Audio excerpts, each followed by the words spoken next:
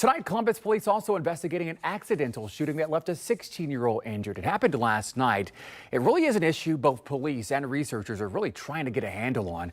Good to see you at 11. I'm Andrew Kinsey. Yolanda is off.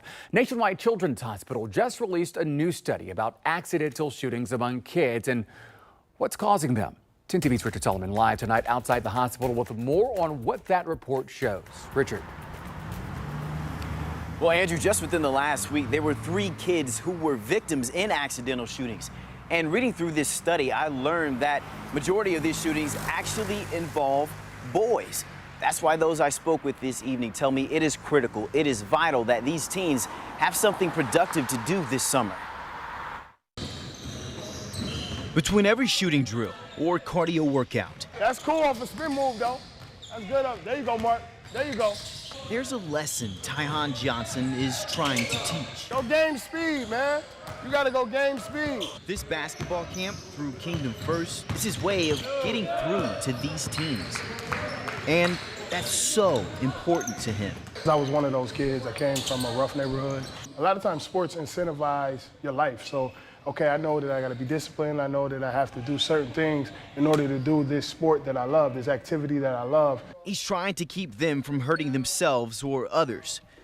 A new study by Nationwide Children's Hospital reveals most accidental shooting deaths where a child shoots another child involves boys and a gun that is not properly stored. They're highly preventable, and it really comes down to safe storage. Nicole Michaels is the senior author of this study.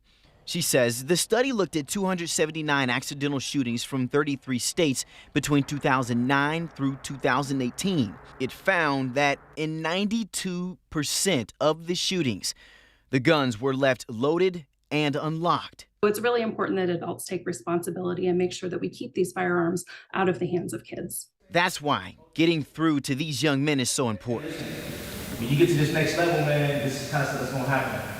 You know why? Because we was first generation college students. And that's also why Dominic Jones of Legacy U is speaking to the kids in this program. It's the village mentality, right? And that's kind of an old school analogy that people use, but I think we really truly have to get back to that. Because pouring into the youth is how Johnson makes sure no accident alters their paths.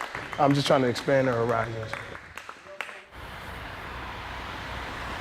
And Michaels also suggests if your kid is spending the night at a friend's or a relative's to ask if there is a loaded gun within that home.